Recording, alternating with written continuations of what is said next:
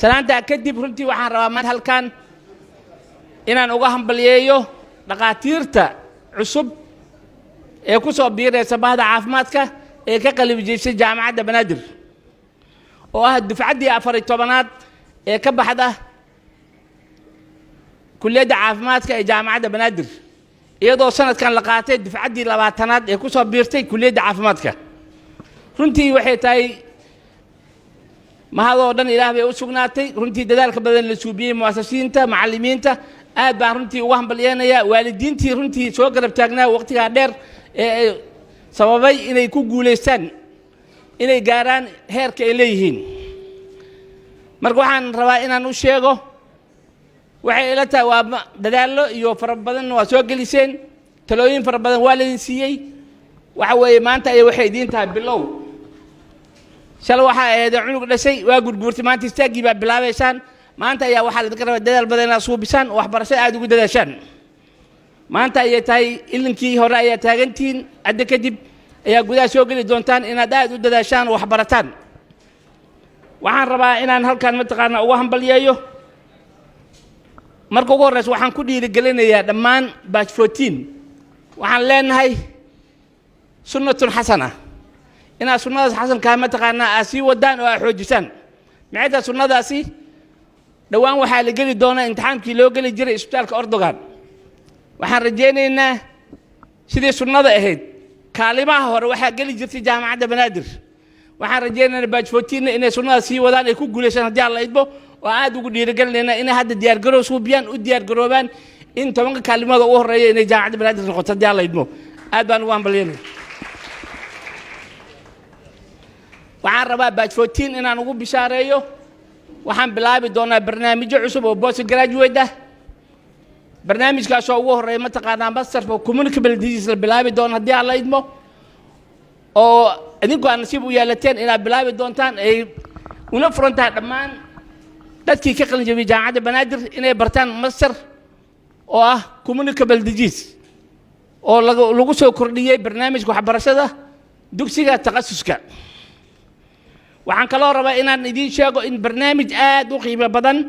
oo ku saabsan barashada cilmiga researchiga in la furi doono oo isagana muddo hal sano socon doono oo lagu soo kordhiyay dugsiga takhasuska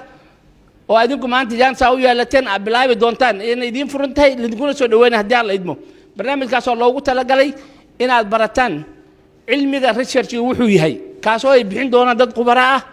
oo mataqaanaa aad looga soo shaqeeyay la rabo dhakhtarka waxa laga rabaa inuu noqdo research oriented haddii Alla idmo waxa kale lagu soo kordhiyay barnaamij kaleeto oo hore u bixi jiray oo hadda dib loo bilaabay oo la yiraahdo disaster resilience leadership barnaamijka isaga ah waa barnaamij sanadii bar la baran doono oo aan ugu soo kordhinay dib loogu soo bilaabay dugsiga takhasuska oo aad idinku soo dhaweynay inaad barataan oo aad baran doontaan waxyaabaha loo yaqaano managementiga iyo leadershipka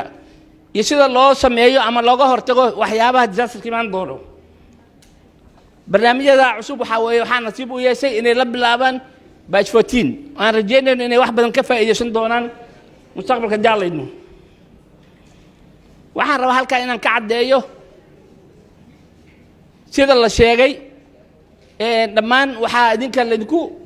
عزمي إن أتقيب كنقطان وإحنا كبرتان إسبتال هذا المسؤولين تكيهين معلمين تجامعة بنادر وعنكوشوا كورنينا نوتشينا والدين تا يتقاتير تعصبه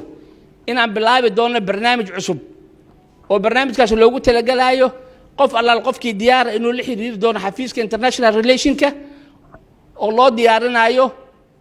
وحبرشين الوأهدان جامعة نيروبي iyo jaamacadda Makerere halkaas ay tagi doonaan isbitaalka Kenyatta National Hospital iyo Malanga Hospital ay ku soo qaadan doonaan tababaro 6 bilood barnaamijka isaga ahi waxa jira nidaam iyo shuruuc la raaci doona ayaa jiro oo waxa qof kasto iyo waalid kasto inuu u diyaar garoobo inay ardaygooda u diyaariyaan waxyaabaha laga maarmaan ku ah aytaanka meesha la aadayo oo lidii sheegi doono mar qof kasto wuxuu noqon doonaa inuu ka faa'iideysto barnaamijka isaga ahi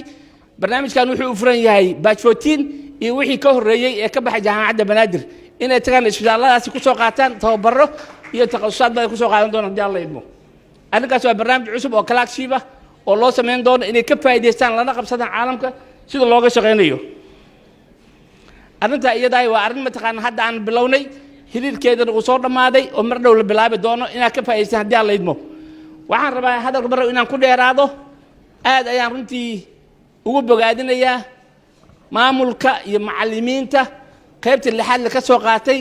inaad gaarsaan maanta yoolkan isaga ahi iyo taargetkiina ay eegsanayseen adinkii waalidiintiinaba